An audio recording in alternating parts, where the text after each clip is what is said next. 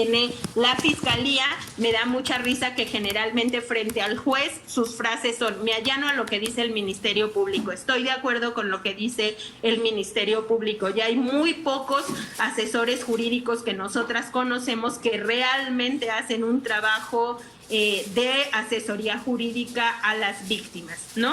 Ahí creo que hay un gran déficit, hay muy pocos asesores y asesoras jurídicos en número, hay muy pocos asesores y asesoras jurídicas especializados, mucho menos especializados en perspectiva o con perspectiva de género y derechos humanos de las mujeres, muchos menos. Ahí creo que está uno de los grandes retos. El otro de los grandes retos está en el tema del fondo. El fondo también se entendía o se venía entendiendo como algo que por lo menos sí en nuestra experiencia hemos visto que pasa en caso por caso, por lo menos es los gastos funerarios, lo que deriva del asesinato de una mujer, pero no más allá. Los otros casos que nos han tocado bien en términos de reparación integral del daño son atenciones especializadas, incluso de si tienen que ir a Ciudad de México o a otro país a recibir esa atención especializada, tratándose no solamente de atención psicológica, emocional, de trato de adicciones o psiquiátricas o incluso de alteraciones de la alimentación o todas juntas, ¿no? Dependiendo de todas las causas y consecuencias del delito y de la grave violación a derechos humanos, sino cómo ir caminando a que se necesitan muchas más cosas o en algún caso todos los recursos y todas las herramientas. El gran pendiente, por ejemplo, en víctimas de feminicidio en Guanajuato, con relación a la reparación del daño de las víctimas indirectas, tiene que ver con los niños y las niñas huérfanas del feminicidio. Todavía no logramos, apenas estamos caminando hacia que se vaya cumplimentando. La mayoría de los niños y las niñas, por ejemplo, de víctimas de feminicidio, se quedaban con las familias del feminicida, y eso es brutal, ¿no? No queremos estigmatizar a todas las familias, pero obviamente por lógica pura y dura podrían estar mejor con la familia de la víctima, ¿no? En este caso estamos apenas caminando hacia que se entienda todo el sistema civil, familiar, penal, en poder entender contextualmente la dimensión de la problemática y cómo hacer todo el trabajo para que en materia civil, por ejemplo, los niños y las niñas se queden con quien tenga las mejores condiciones para atender esos niños y niñas. Pero toda la acción del Estado, toda la responsabilidad del Estado de reparar ese daño y esa orfandad en términos no solamente de becas, para que esos niños y esas niñas de por vida puedan tener acceso a la educación, sino el gran reto, me parece, no solamente para víctimas de feminicidio, sino para víctimas de violaciones graves a derechos humanos, está en esta reparación integral del daño con perspectiva de género, con perspectiva de derechos humanos, pero sobre todo en socioafectiva, socioemocional, es decir, todo lo que desborda, desgarra, le falla el Estado, la sociedad a estas víctimas, y cómo volver a hacer un trabajo de reincorporación a la sociedad que vaya caminando hacia la reconstrucción del tejido social y al fortalecimiento de las propias instituciones en el caso por caso. Me parece que ahí está el reto fundamental, no solamente de Guanajuato, sino de todo nuestro sistema de lo que hemos conocido como justicia restaurativa, es decir, cómo vamos restaurando todo el tejido social, todos los daños que hacen no solamente a las víctimas directas, indirectas y potenciales, sino a toda la sociedad, estas graves violaciones a derechos humanos. En Guanajuato, por ejemplo, tenemos un gran tema que no solamente en materia de investigación, en acceso a la justicia y en reparación del daño está en pañales, que son las víctimas del crimen organizado. De manera particular, nosotras trabajando con víctimas asesinatos, víctimas indirectas y directas de asesinatos de mujeres que tienen que ver en este contexto de criminalidad, que estamos haciendo el análisis de contexto del caso por caso, primero para saber si tienen elementos de género para que pasen a ser feminicidio en términos de delito y sentencias, pero sobre todo en acceso a la justicia es entender el entramado estructural de la violencia de género que colocó a las mujeres en esa línea de fuego. Y hemos encontrado 3 datos brutales. Jóvenes con temas de drogadicción, embarazo adolescente y violencia familiar que las expulsa a la calle, ¿no? Entonces, ahí tenemos un tema de cómo hacer un trabajo de reinserción, de acompañamiento y de fortalecimiento de estas víctimas de la guerra y de la guerra contra el narcotráfico, y la reestructuración y reparación integral del daño en cómo se va a volver a reconstruir este tejido social con todos estos daños famosos colaterales a la población. Entonces ahí hay pues nada, ni siquiera balbuceado de cómo se puede hacer todo este trabajo estructural, de sí una violencia estructural de género, de cómo una política pública de prevención a estos asesinatos de mujeres, porque se pueden prevenir, pero hay que hacer un trabajo de política pública estructural, ¿no? Entonces me parece que la Comisión Estatal de Víctimas tiene un gran tema, un gran trabajo, y me parece que hay algo que no se puso en la ley, ¿no? Que es como toda esta investigación de acompañamiento y fortalecimiento, me parece que está floja en 2 sentidos, tanto en el trabajo de fortalecimiento a las víctimas, del acompañamiento integral a las víctimas y de todo un proceso de investigación para la prevención de las graves violaciones a derechos humanos. Me parece que todavía falta muchísimo.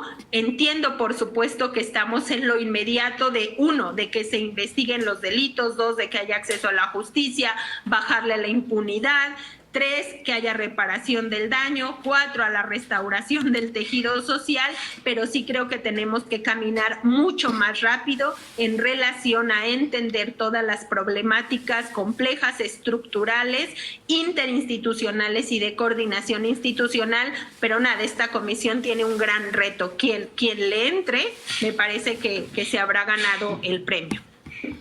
Bueno, lo dejaría hasta aquí, y si quieren vamos conversando un poco más con preguntas y explicación de casos por casos de cómo hemos ido logrando reparación estructural del daño, reparación con perspectiva de género, cómo se acompaña y se fortalece a las víctimas para ello. Muchísimas gracias, Vero. Es muy clarificador esto que resumes al final como sanción, atención a víctimas, reparación del daño y restitución del tejido social, ¿no? Les comento que este video estará disponible en YouTube y lo haremos llegar a las autoridades para que también se puedan dar cuenta de la agenda que están planteando las organizaciones y las víctimas. Le voy a dar la palabra a Laura Curiel para que nos comente la experiencia de las familias de personas desaparecidas.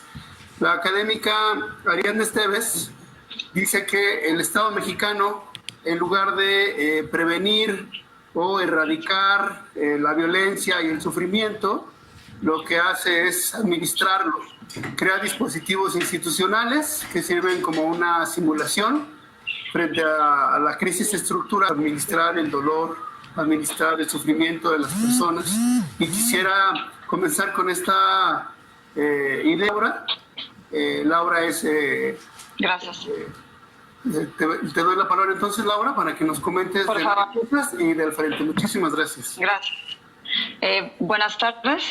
Agradezco el espacio y la invitación de parte de la Plataforma por la Paz y Justicia. Mi nombre es Laura Curiel, coordinadora del colectivo Mariposas Destellando, Buscando Corazones y Justicia. Tenemos presencia en Estado de México, Ciudad de México, Guanajuato, Nayarit. Y bueno, también busco a mi hija, desaparecida en Tlalnepantla en el año 2015, Estado de México. Bueno, como coordinadora llevo tal vez un colectivo un poquito diverso. Dentro de esta diversidad nos hemos percatado que, bueno, ahora el estado de Guanajuato, que nos toca pues tal vez apoyar a las familias, tratar de que tengan una atención y lo más importante, puedan encontrar a su familiar desaparecido. Nosotros como colectivo nos hemos percatado que hay una gran ausencia con relación a una comisión de víctimas, una preferencia tal vez por algunos colectivos. Al momento de aceptar ser parte de este frente, aceptamos el hecho de trabajar en pos y las familias, que tenga, como lo decía la compañera Verónica, es una situación sistemática de todo el país, una situación de que una comisión de víctimas debe de ser para y servir a las familias. Entendemos que sí, esta comisión va a tener unos retos muy fuertes. En el caso de familiares de personas desaparecidas, entendemos que debe de tener una estructura con relación a una asesoría jurídica muy preparada en el ámbito de que como tal una persona pueda decir es mi abogado, es la persona que me representa, es la persona que va a defender mis derechos. Entendemos que es un reto muy fuerte porque desafortunadamente ni la federación la tiene, pero vemos una gran ventaja en el estado de Guanajuato. Vemos voluntad por parte de muchos colectivos en el ámbito de desaparición, feminicidio, secuestro. Vemos esa gran ventaja. Y tal vez en algún momento podamos hacer que los asesores jurídicos sirvan como tal. También vemos que, tiene que haber una estructura tan fuerte que con relación a la situación psicológica que muchas familias atraviesan, la situación médica, el hecho también de los desplazados, que son para mí víctimas potenciales, son personas que tienen que desafortunadamente huir y desafortunadamente tienen que estar a la expectativa de cómo van a encontrar y buscar a su familiar. Es un reto grande y como lo decía perfectamente Verónica, vemos el hecho de que pues la persona que acepte este reto, porque no es un puesto, no es un trabajo, es un reto muy grande, en el cual tiene que dar, por supuesto, una atención especializada a cada caso, a cada familia. Vemos que, la exigencia mayor sería que el gobernador sepa que tiene que brindar un presupuesto tan grande, porque atender a las familias no es fácil. Buscar justicia y reparación tampoco lo es. Restablecer, si en algo se puede decir esa palabra, restablecer a los familiares a la vida que llevaban, porque nunca se restablece. Tal vez tratar de que sobrelleve su vida después de esta tragedia que sufrieron y sufrirán muchas personas. Tratar de que se pueda en algún futuro el estado de Guanajuato pues superar esta problemática que tiene con el crimen organizado, con autoridades coludidas, que las familias se atrevan a denunciar, porque entendemos perfectamente que hay familias que tienen mucho miedo, que son amenazadas. Entonces esta comisión tiene un trabajo muy grande y también tiene que lograr que la Fiscalía coadyuve con ellos y logre dar esta atención que incluso las que buscamos o tenemos tal vez alguna conexión con la Federación, pues se logre también en el estado de Guanajuato. Pero pues nosotros como colectivo estamos dispuestos a trabajar, estamos dispuestos a apoyar a las familias y apoyar al país para que esta comisión de víctimas sea pues una herramienta para las familias y sea un gran aliado para que podamos seguir en este caminar y logremos encontrar lo que todos deseamos, ¿no? Encontrar a nuestra familia. Esperemos que algunos los encontremos con vida y si no es así, pues sepamos dónde están y que las familias sepan que, pues bueno, en Guanajuato se está trabajando. Y bueno, por mi parte es todo y les agradezco esta invitación. Muchísimas gracias, Laura. Quizá ahora en el diálogo pueda comentar un poco la experiencia también que han tenido en el colectivo Mariposas con la Comisión Ejecutiva de Atención a Víctimas a nivel federal. Muchísimas gracias. Voy a darle la palabra ahora a Anaí Núñez. Anaí, ¿estás lista? La organización Causa Común acaba de presentar un informe las semanas pasadas que da cuenta de algo que denomina atrocidades. Y dice que en Guanajuato, tan solo en el 2020, tienen documentadas 283 atrocidades o hechos violentos. Voy a darle la palabra a Anaí Núñez, que es la hermana de Dulce Ivana Núñez.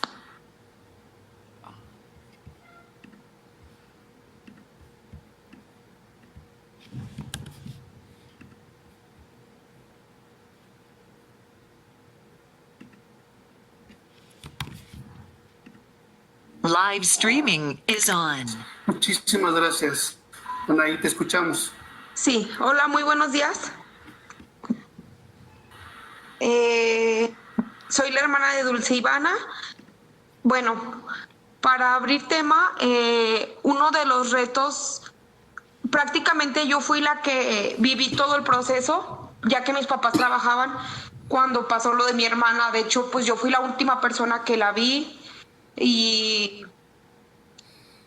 sin saberlo, o sea, sin pensar que el último día, inmediatamente no llegó a dormir. Al siguiente día yo fui al Ministerio Público a poner la denuncia porque pues era menor de edad. Recién acababa de cumplir sus 16.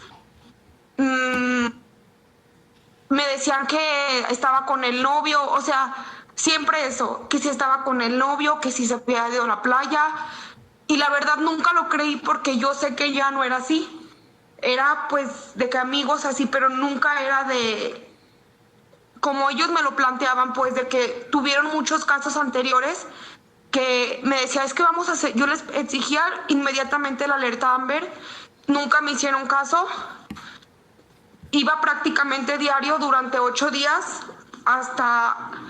Se perdió el 10 de diciembre, prácticamente hasta el 18, ponen la alerta Amber. 2 días después la encontraron y luego nos mandaron a hablar de parte de la fiscalía. Bueno, yo les preguntaba, pues lógicamente me dicen, ya encontramos a tu hermana, etcétera. No me decían viva o muerta. Eso fue una angustia para mí tan fea. Me lo dijeron a mí de una manera tan fría. Y a mis papás, bueno, era única hermana ella, mía. Primeramente nos pusieron a una psicóloga para hablar con nosotros. Después llegó un licenciado y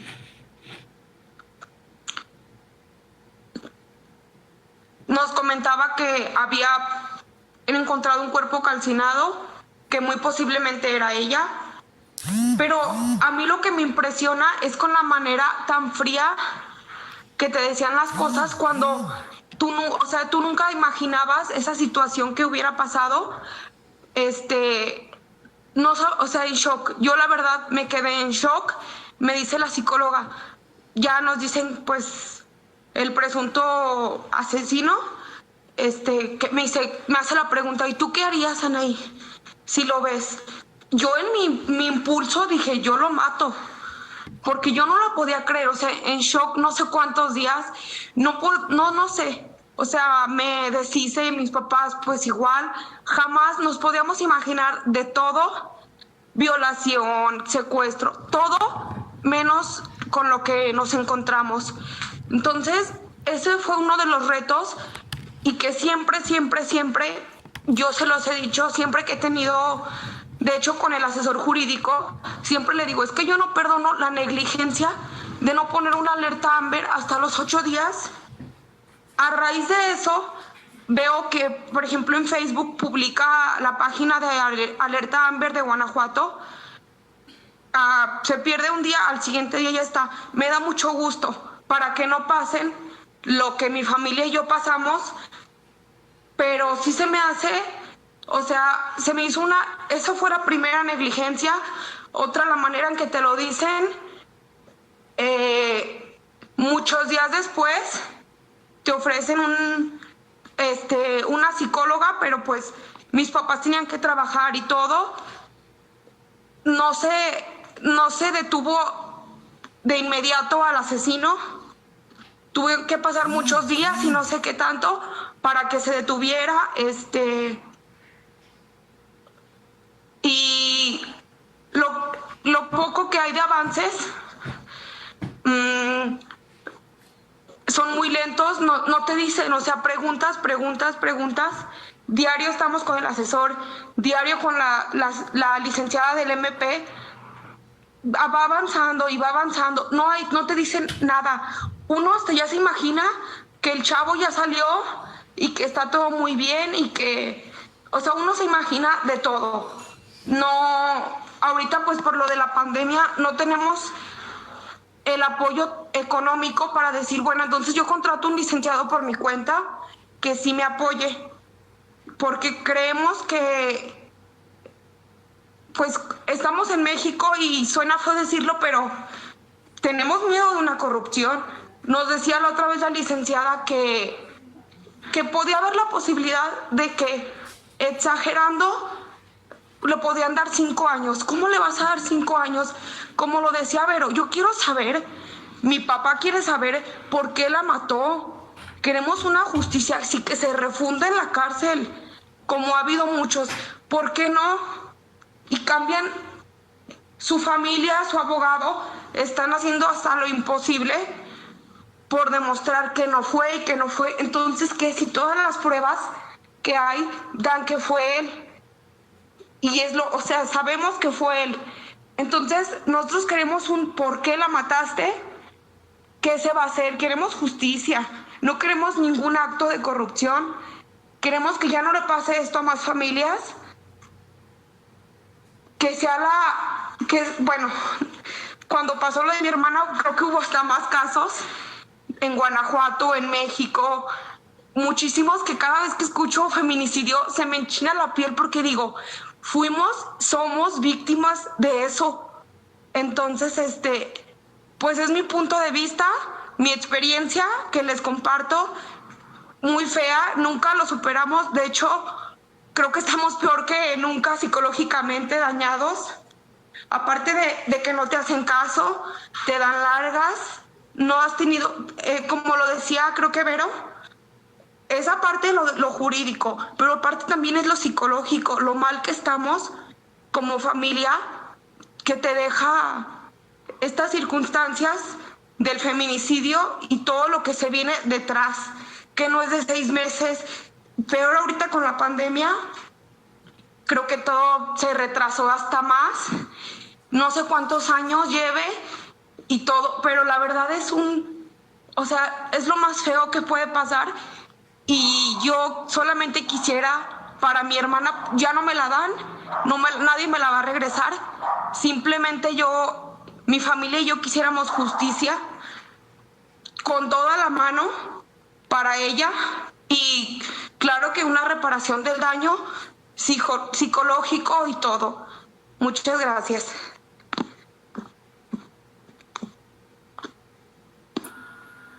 Muchísimas gracias, Anaí, gracias por tu testimonio, por tu fuerza. Estaba también convocado el licenciado Juan José Padierna, abogado de la familia de Leonardo Reyes Cayente, un mexicano que radicaba en Estados Unidos, que fue ejecutado extrajudicialmente el 13 de diciembre por policías estatales, particularmente por el grupo táctico de las FES, por cuestiones la diligencia jurídica no se pudo conectar. Él mandó un mensaje diciendo que el caso de Leonardo Reyes Cayente sigue abierto. Ellos han tenido que ir a un juicio de tutela de derechos para que la Fiscalía active el caso. Como ustedes saben, declaró que no había ejercicio de la acción penal en una total complicidad con la Secretaría de Seguridad Pública del Estado. Hay que señalar también que hay una omisión por parte de la Fiscalía General de la República, que se ha negado a traer el caso.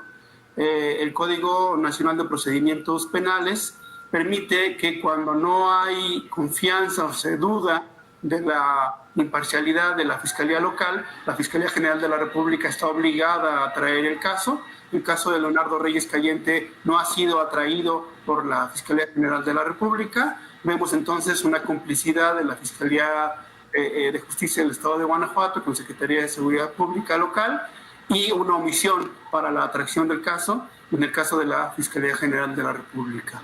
Ha habido exhortos del Senado, ha habido reuniones con diferentes actores federales, pero lo que es cierto es que el gobierno federal queda también a deberle a la familia de Leonardo Reyes Cayente. Como ustedes saben, en febrero del año pasado el gobernador fue interceptado por familiares de Leonardo en el aeropuerto del Consulado de Texas y se comprometió a llegar hasta las últimas consecuencias. Pues, después de más de un año, el caso de Leo sigue impune y da cuenta de que en Guanajuato se siguen cometiendo ejecuciones extrajudiciales, de que los casos se manejan solamente políticamente con lo que conviene al gobernador y que no ha habido un plan de reparación del daño ni se han implementado las medidas de no repetición, que como ya se ha visto con las participaciones que hemos tenido aquí, son fundamentales para que estos hechos no vuelvan a repetir. Entonces, vamos a abrir entonces el diálogo con quienes nos están acompañando. Veo aquí que hay algunas personas de medios de comunicación. Un saludo a Alfonsina, un saludo a René, un saludo a Mata. Si hay alguien que quiera hacer alguna pregunta o algún comentario, por favor, levanten mano o que directamente tomen la palabra. Si les parece, hacemos una primera ronda de comentarios o de preguntas para que Vero y Anaí puedan responder, por favor.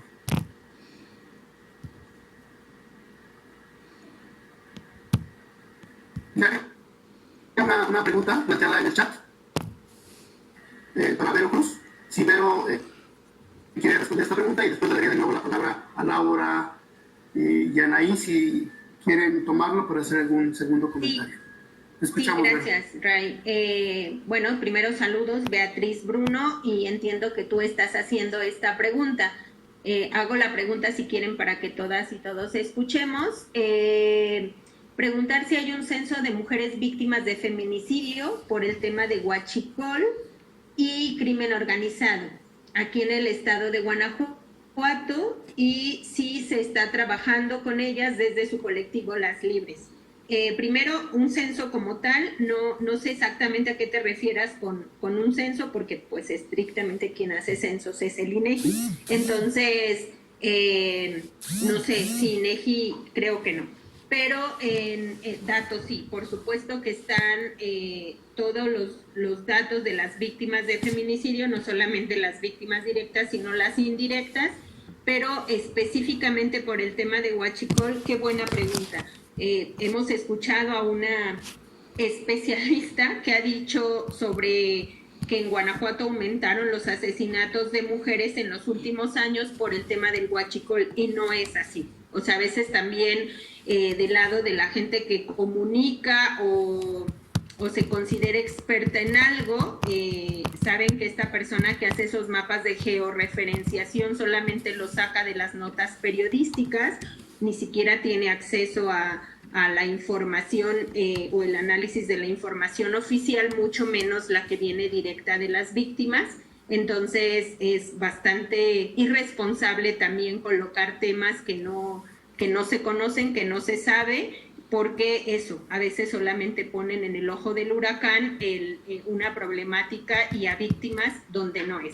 Entonces, dicho eso, primero, nosotras que revisamos cada uno de los asesinatos de mujeres, no hemos encontrado todavía ninguna carpeta que tenga que ver feminicidio o asesinato de mujeres en relación con el huachicol directamente. Lo que sí estamos encontrando que son las víctimas de asesinatos de mujeres, sí hay una relación directa con el crimen organizado, pero es súper interesante mirar cómo están en las últimas escalas de este crimen organizado. Lo digo de otra manera. Lo que más hemos encontrado es el tema del narcomenudeo. Eso sí, y está muy clarísimo el mapa en Guanajuato, territorialmente, edad, y lo que sí están relacionadas en las carpetas es el tema de ejecuciones por temas de narcomenudeo, pero nosotras todavía no conocemos una sola carpeta donde el asesinato de la mujer tenga que ver con el tema del huachicol. Eso es un gran dato, eso es sumamente importante porque en todo el análisis que estamos haciendo se llama análisis de contexto de cada uno de los casos de asesinatos de mujeres. Estamos mirando estas tres características que decíamos, es decir, todavía se puede prevenir, todavía se puede hacer una política pública preventiva porque no estamos hablando de las grandes, es decir, que las mujeres estén participando al igual que los hombres en el tema de la criminalidad. Estamos viendo, como decía yo, hay causas estructurales de género que las van colocando en esas líneas de fuego, en esas líneas de riesgo, como son violencia familiar en la familia de origen, es decir, de muy niñas, teniendo violencia familiar, embarazo, abuso sexual infantil, embarazo adolescente, consumo de drogas y luego en consecuencia el tema de la venta, ¿no? Entonces, me parece que ahí hay un dato fundamental de cómo hacer una política pública tanto en materia de seguridad pública como en materia de prevención de violencia familiar contra las mujeres y fundamental el tema de prevención del embarazo adolescente, que como sabemos todo mundo tiene el origen en abuso sexual infantil en la propia casa, y esto cómo se hace un trabajo coordinado e interinstitucional con prevención de adicciones, un gran reto. Esas son la mayoría de las características que estamos encontrando en las mujeres asesinadas. Entonces, nada, me parece súper importante la pregunta porque no es así, no es así de sencillo de decir todo asesinato de mujer es feminicidio, no. No es que todos los asesinatos o la mayoría de asesinatos que estamos viendo en los últimos años tienen que ver con el huachicol. Se van los ojos a otro lugar donde no es. Por eso este trabajo de análisis de contexto del caso por caso es sumamente importante porque nos da las líneas de prevención de esta violencia contra las mujeres.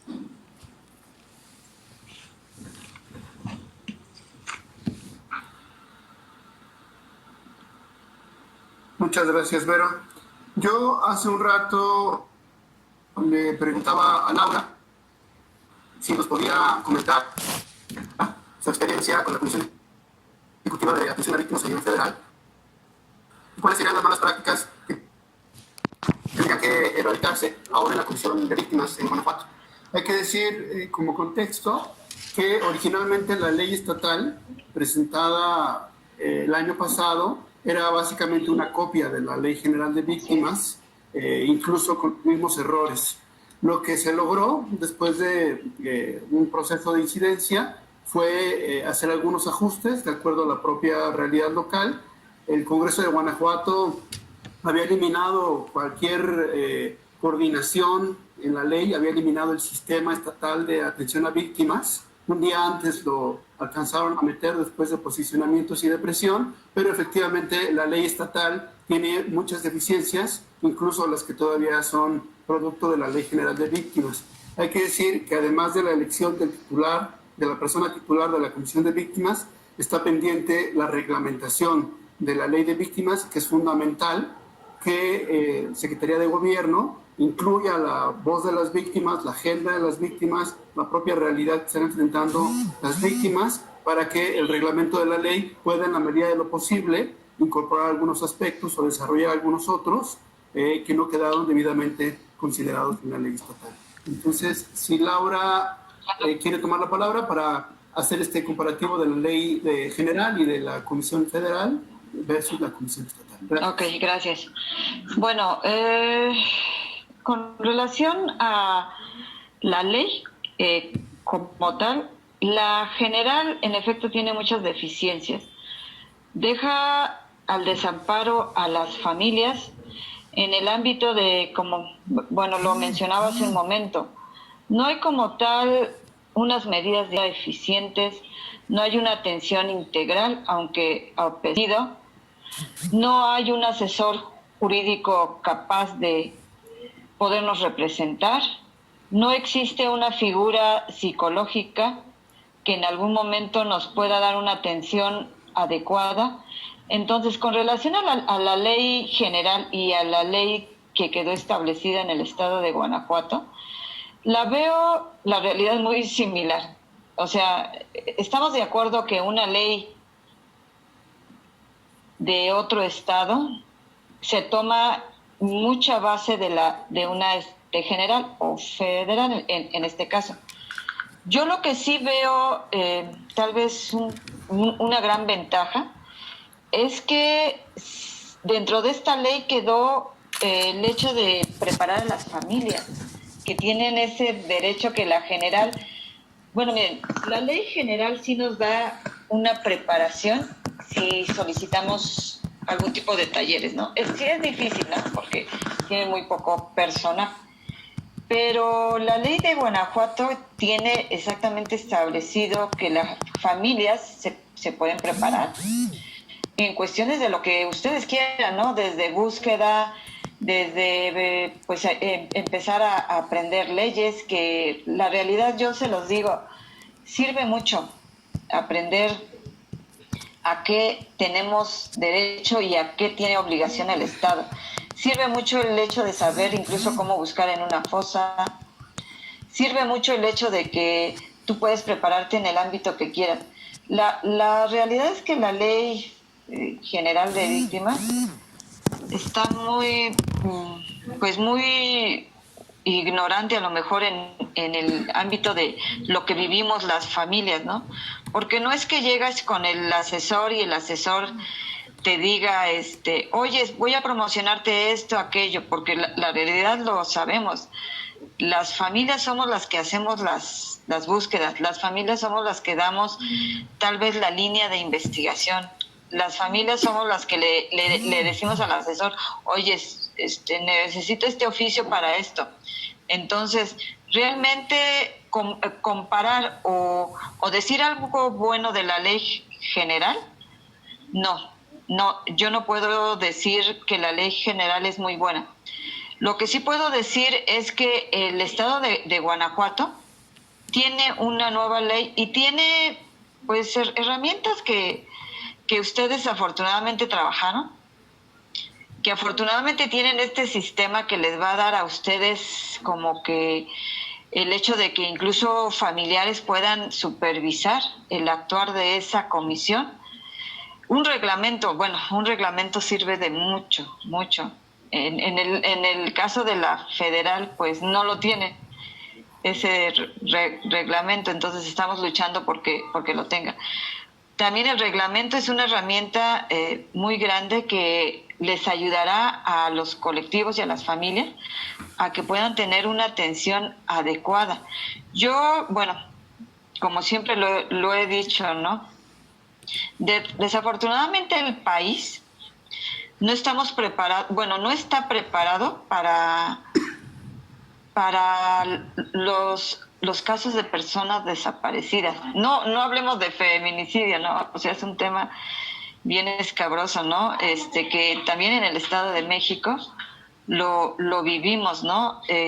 Conocemos ese tema, ¿no? El hecho por qué se suscita la palabra tan solo, ¿no? ¿Qué contexto lleva? Pero bueno, dentro de todo esto, yo lo único que les puedo decir es que hay mucho trabajo. Afortunadamente tienen herramientas. Lo único bueno que yo les puedo decir de la ley general es que está creada con el dolor y vivencias de las familias, de las mujeres, de personas que lucharon por que cada atención se tomara como debe de ser. A pesar de todo eso, seguimos luchando porque esa ley general se aplique como debiera. Hay cosas que, pues día con día, con los colectivos de todo el país, tratamos de que quede algo de acorde a lo que cada persona vive. Y no solo eso, queremos que esta ley sea una réplica y que en otros estados digan, ay, la ley general es muy completa, muy eficiente. Las familias de esa ley reciben una atención adecuada, porque no nada más es asesor jurídico, ni tampoco atención psicológica, es el hecho de cómo las familias día con día vamos pues deteriorándonos, incluso acudir con tu ministerio público y ver que te dice ciertos términos o ver que te dice tu caso todavía no avanza, o como lo comentaban ahí, ¿no? El hecho de desconocer si la persona que ocasionó un daño a tu familiar está libre es un deterioro grande para nosotros como familiares de una persona que desapareció o fue víctima de feminicidio, o sea, un deterioro grande.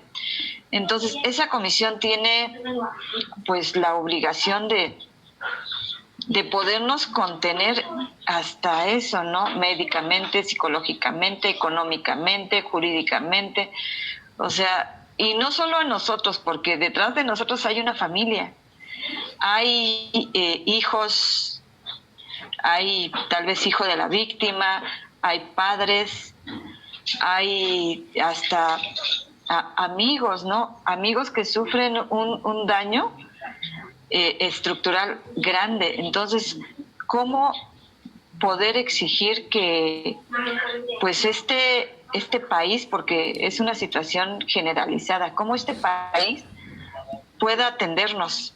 Yo creo que con el paso del tiempo, afortunadamente, en varios estados se está logrando esta réplica de armonización. O sea, son a lo mucho creo que 8 estados los que faltan. Pero dentro de eso, pues estamos aquí. Yo ayer platicaba con una persona y le comentaba, mira, a veces nosotros como familiares de personas desaparecidas nos quejamos de la sociedad, de que son y a lo mejor ignorantes del hecho de lo que vivimos, lo que sufrimos, de cómo a lo mejor nos critican.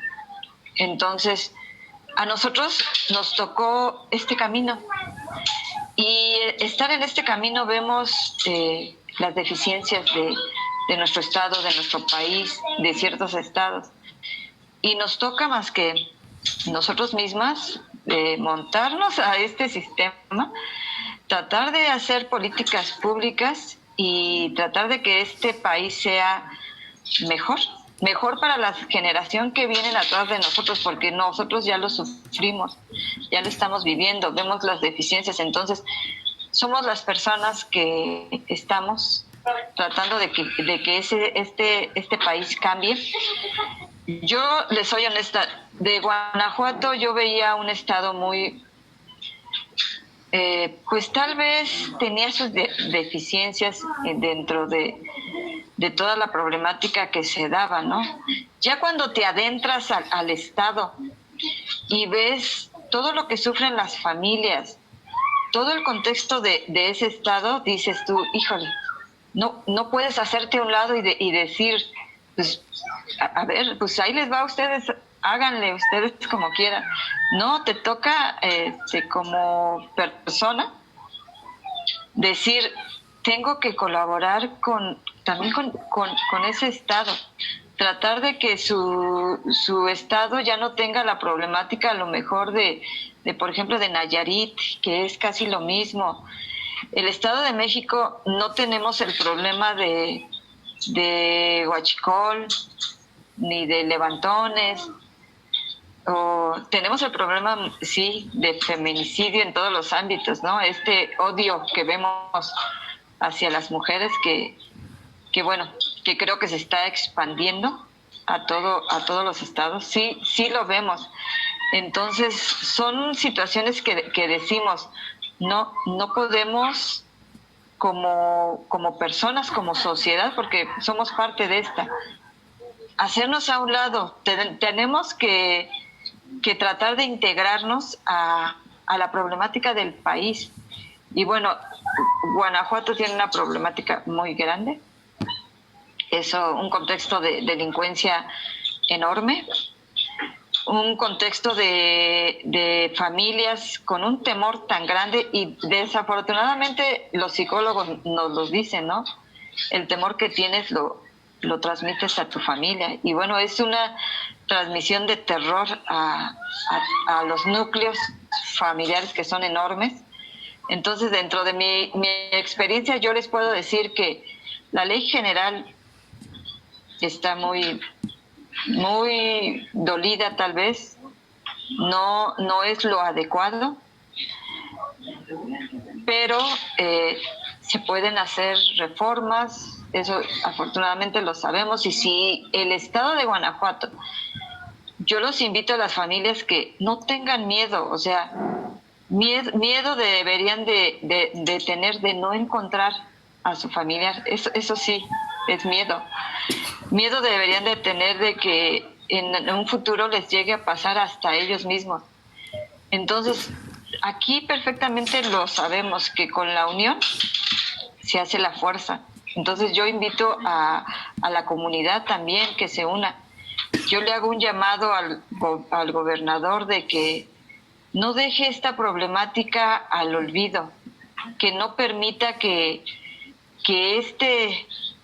este sistema siga contaminándose, que sea parte de los familiares, que se una. Sabemos perfectamente que muchos gobernadores no entraron dentro del sistema, pero creo que como gobernador tienen la obligación de poder también solucionar este problema, porque ellos son los que nos pueden ayudar con los recursos.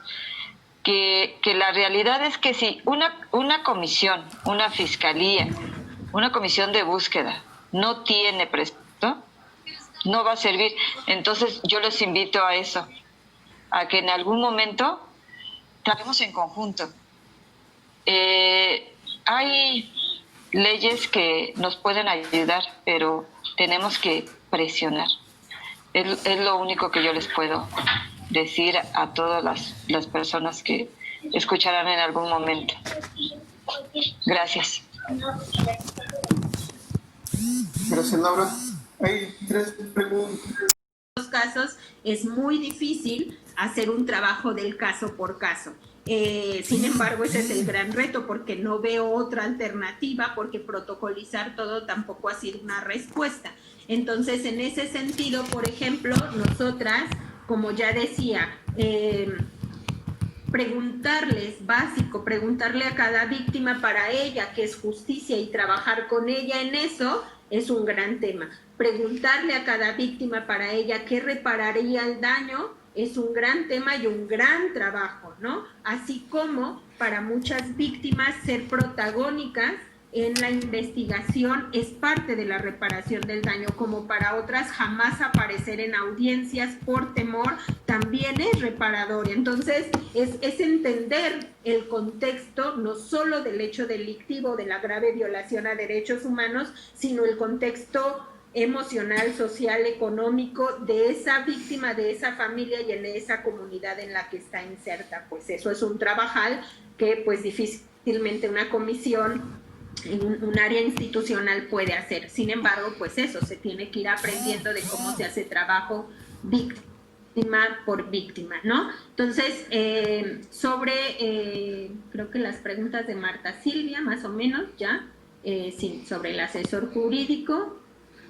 Ahora, sobre la pregunta de Alfonsina, pregunta, es para conocer mi opinión sobre la propuesta para que se reforme el Código Penal Federal para que todos los homicidios violentos de mujeres sean investigados como feminicidio y si eso ayudaría a atender el fenómeno delictivo contra las mujeres. No.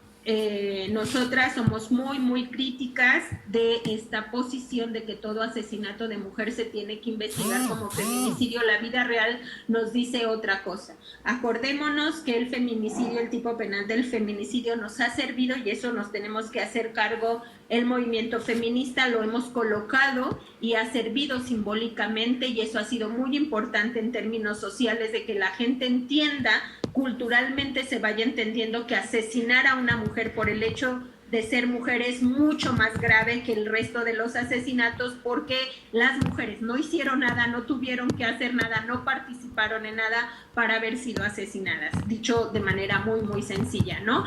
Pero esto de esta propuesta del Código Penal Federal de que todo asesinato, de todo homicidio se investigue como feminicidio, acuérdense que son respuestas fáciles a problemas complejos, ¿no? Es como y que solo están acallando más como la presión social, la presión mediática, más que resolver el problema estructural. Es como el punitivismo, ¿no? Creer que con más y más penas se va a resolver el problema. No es así, no es así. Pongo un ejemplo muy sencillo porque también es de una complejidad. Por ejemplo, los feminicidios mayoritariamente que se acreditan muy fácil por la relación, ¿no? Que es como el elemento que más se actualiza del tipo penal para acreditar feminicidios, la relación. Basta con acreditar con un acta de matrimonio, si fue el marido, por ejemplo, el asesino, hasta el acta de matrimonio es la prueba para acreditar, ahí está acreditada la relación, si fue el marido el que asesinó, estaban casados, tenían una relación, ahí se actualiza. Pero no se investiga por qué la mató. Entonces va a ser muy difícil acceder a la verdad, ¿no? Porque ya está acreditado. Entonces, me parece que no, que no es así de sencillo. Por eso me parece que el gran problema para atender este problema complejo del feminicidio es que todas las fiscalías tienen que aprender a hacer una buena investigación. Y ahí está la falla estructural, no solo de los feminicidios, de los asesinatos de mujeres, de los homicidios de mujeres. Es decir, ¿por qué las asesinaron? ¿Quién las asesinó? ¿En dónde está? Por ejemplo, estos que estoy comentando sobre los homicidios que tienen que ver con crimen organizado y que mayoritariamente tienen que ver con venta de droga en narcomenudeo, en lo más bajo, ¿no? De la cadena de la criminalidad, que es el narcomenudeo. Muchas veces esas mujeres ni siquiera saben a qué grupo delincuencial pertenecen. Ellas solamente están resolviendo el día a día. Alguien les ofrece o por consumo y tienen la necesidad de vender para seguir consumiendo, que sabemos pues es la forma en la que normalmente tanto con mujeres y con adolescentes se inicia, ¿no? Y luego ellas ni siquiera saben a qué grupo delictivo pertenecen. Ellas están diario, cuando ve el contexto y decir, bueno, ¿y para 100 pesos diarios? O viven en esa pobreza extrema, para eso entraron a participar en el tema delincuencial.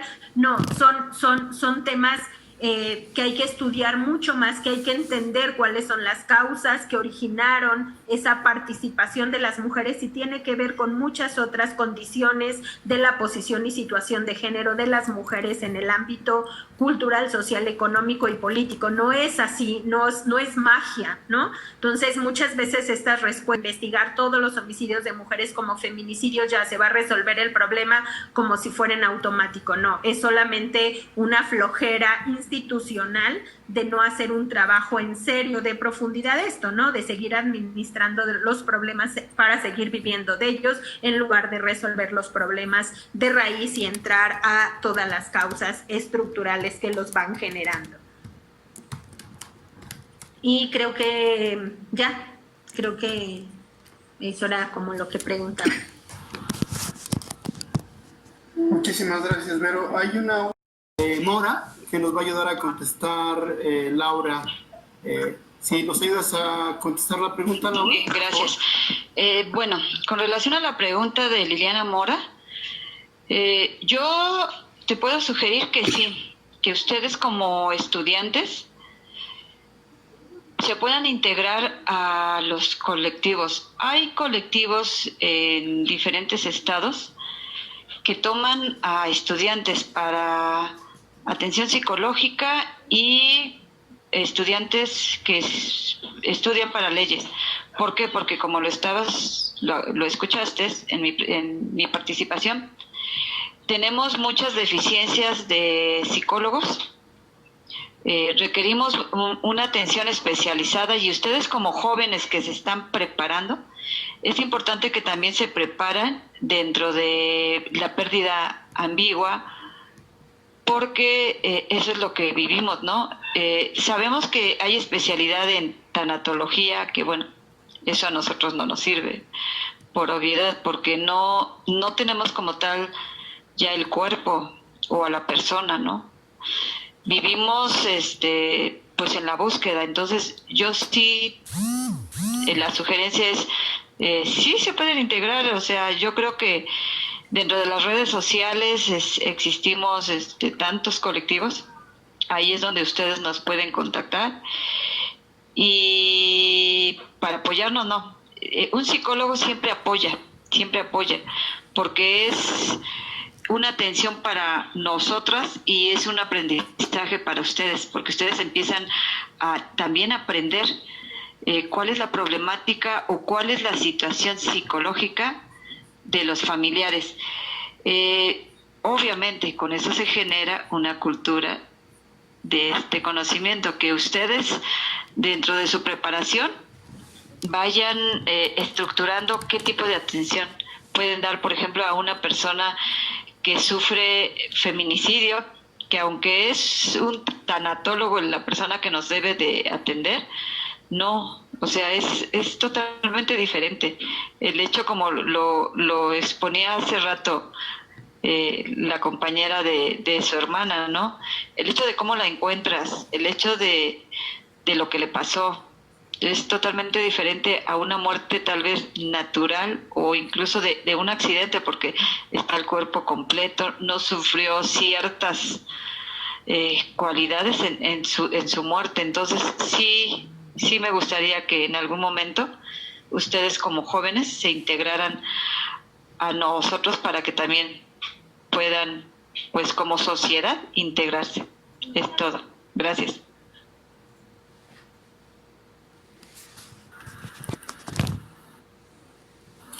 Muchas gracias, Laura. Le voy a dar la palabra al doctor Fabricio Logroso para que nos haga a favor de presentar conclusiones de este conversatorio. Como les decía al principio, la intención era dialogar sobre la agenda de las víctimas, cuáles han sido las buenas prácticas que se han podido identificar en algunas comisiones, cuáles son las malas prácticas, cuáles son los retos que tiene la Comisión Estatal de Víctimas y el Estado de Guanajuato en su conjunto para integrar a las víctimas. Y también les mencionaba al inicio que parte de este proceso es la designación del titular de la Comisión de Víctimas. Esta semana, todavía hasta el día viernes, vence el plazo para presentar desde la perspectiva de víctimas, especialistas, colectivos o universidades, posibles candidaturas de personas que cubran el perfil para ser eventualmente titular de la Comisión de Víctimas, con toda esta agenda y con todo este reto que hemos estado planteando. Entonces, para cerrar, voy a darle la palabra a Fabricio para que nos haga un recuento de lo que aquí hemos estado conversando. Te escuchamos, Fabricio. Muchas gracias, Ray. Muchas gracias a todas. De verdad, muy interesante el foro. Me pareció que hay poco realmente de que yo pueda agregar, sino un poco resumir más bien y tratar como de complementar, ¿no? Como algunos contenidos, pero realmente fue mucho el aprendizaje el día de hoy. Entonces les agradezco. Sí, se armó rápido, pero como que fue muy eficaz, me parece.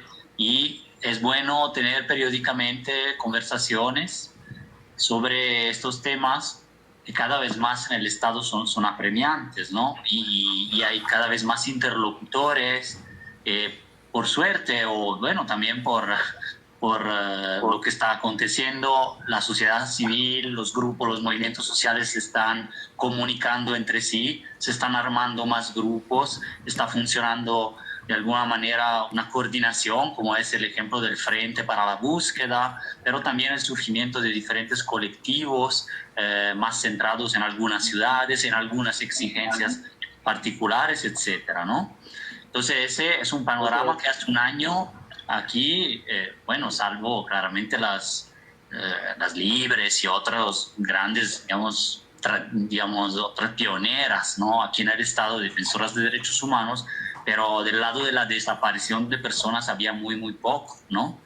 Algunos colectivos históricos como Justicia y Esperanza, Cazadores, pero que no se articulaban en un verdadero movimiento a nivel estatal, ¿no? Entonces, creo que eso es bueno y plantea retos, entre los retos, ¿no?, de la nueva Comisión de Víctimas estatal, es la relación con los colectivos, con las víctimas en general, primero, y con las víctimas organizadas en grupos y colectivos, ¿no?, que todas tienen el mismo derecho al acceso a todas las medidas de que hemos platicado, ¿no? También veo otro reto importante que quizás que se ha mencionado también, pero es el determinar el contexto real, criminal, entrelazado, complejo, de no solo las desapariciones, sino feminicidios, trata, secuestro, extorsión, etcétera, que ya están totalmente ¿cómo decir?, entrelazados y crean una complejidad que veo que no ha tenido por parte de las autoridades el seguimiento correcto, o por lo menos no se sabe nada al respecto. El tamaño del problema, por ejemplo, de la desaparición ha sido primero ignorado, después manoteado, es decir, los datos, y a la fecha todavía, tanto en tema de fosas clandestinas como en tema de números, cifras de la desaparición desglosadas por municipio, por edad, por género, por patrón de la desaparición, o sea, todo ese registro que también lo mandata la ley no existe. Entonces ahí el análisis es cada vez más complicado y son las víctimas mismas que realmente dan la proporción cualitativa y cuantitativa de este fenómeno. Entonces, sin ellas pues, no se puede trabajar, ¿no? Pero lo va a hacer el nuevo comisionado, ojalá que sí, y también, claro, todo el aspecto, los comisionados, también el de búsqueda, me estoy refiriendo a los dos. Entonces, crear no solo una comisión, sino un sistema de atención a víctimas con presupuesto adecuado y no un monstruo burocrático para la gestión del dolor, que es lo que muchas veces en que se convierten las instituciones, con ese exceso de requisitos, de burocratización, y se convierten en una administración del tiempo de las víctimas. Como mencionaba Raimundo, Ariadna Esteves ha trabajado este tema. Es decir, se crea un mecanismo casi a propósito para que pierdas tiempo y no sigas en un otro tipo de lucha más politizada, más de exigencias, más de unión de colectivos, ¿no? Y entonces cada vez se pospone el alcance de algún tipo de reparación, verdad, justicia, y en lugar de tener una atención a víctimas muy concretas, muy clara, muy inmediata, etc., ¿no? Entonces, eso se conecta a otro reto, que es salir de la visión que ha prevalecido, por lo que hemos podido ver con los grupos en Guanajuato, la visión paternalista asistencial del tema de las ayudas, de los apoyos, que no se conciben todavía, me parece, en la mentalidad como un derecho, sino como una prebenda, ¿no? Entonces, es crear toda una cultura como de la búsqueda de personas, pero en especie de la atención a víctimas también, ¿no? Eso va a ser bastante clave, independientemente luego de las medidas concretas que cada vez se vayan tomando y del reglamento, muy importante también, ¿no?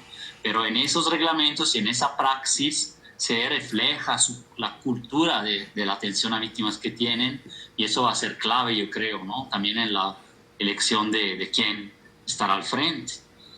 Coordinarse con autoridades, ya mencionado, fiscalía, pero también las federales, son finalmente poderes, son actores, son normas, son costumbres que tienen, etcétera, que deben de empatar, relacionarse por el bien de la sociedad y de las víctimas en especial, ¿no?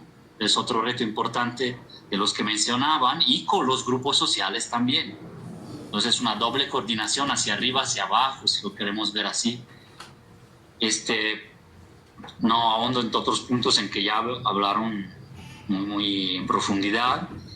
Ese aprendizaje desde abajo, desde las familias, etcétera, es fundamental, y en algunos casos no hay de otra. Es decir, no hay otras fuentes para conocer lo que sucede aquí. Fuentes, como mencionaba Vero, ¿no? Fuentes fehacientes, no simplemente, digamos, especulaciones o deducciones o la pura fuente de fiscalía, etcétera, sino matizar los fenómenos para entender y no reducirlo todo al huachicol, ¿no? Que es la retórica dominante aquí, como lo era la guerra al narco y como lo va a ser siempre. La guerra a las drogas es lo que justifica todo, ¿no? Prácticamente la primera explicación que da siempre es esa, luego ya entonces no se analiza nada más, ¿no? Entonces eso hay que tener una buena unidad de investigación en las dos comisiones, búsqueda y víctimas, ¿no? Finalmente, para ya cerrar, me parece importante como que la agenda que viene, ahorita aparte el ITER, el camino para el titular o la titular de la comisión, están los consejos ciudadanos que también nos señalaba Laura, etcétera, que va a haber bastantes posibilidades de intervención ahí, porque si no me equivoco son 8 personas en el Consejo Ciudadano de la Comisión de Atención a Víctimas estatal. Lastimosamente, y ahí sería una batalla para el futuro, en la de búsqueda, o sea, en el sistema, digamos, de búsqueda estatal, solamente el Consejo Ciudadano solo tiene a 3 familias representadas. Entonces, ni siquiera superan en número a los expertos o a los defensores de derechos humanos, son bien poquitos, porque ahora el panorama de colectivos en ese tema es muy amplio y yo creo que habría posibilidad de tener 4 o 5, como en Veracruz hasta 6 representantes de familias, porque de verdad son las que más aportan, ¿no? Entonces, dejo con eso de la agenda de los consejos ciudadanos a su consideración para que también forme parte de una agenda común más allá del tema, a lo mejor que estoy más relacionado de la desaparición, sino que con todos los demás, ¿no? Muchas gracias. Muchas gracias, Fabricio. Pues estamos en tiempo. Yo cerraría este primer conversatorio, dejando abierta la posibilidad de que, como dice Fabricio, hagamos nuevos diálogos entre los movimientos, entre las víctimas, y que estemos monitoreando constantemente la implementación de las leyes, tanto la de búsqueda, en este caso la atención a víctimas, y aprendiendo de buenas prácticas. Agradezco mucho a Pedro Cruz, Vero, un abrazo. A Laura Curiel, Laura, muchas gracias por la participación. A Anaí Núñez, Anaí, un abrazo para la familia. Muchas gracias. A todas quienes estuvieron presentes en este conversatorio, y seguimos en comunicación. Porque vivos los queremos. Vivos queremos.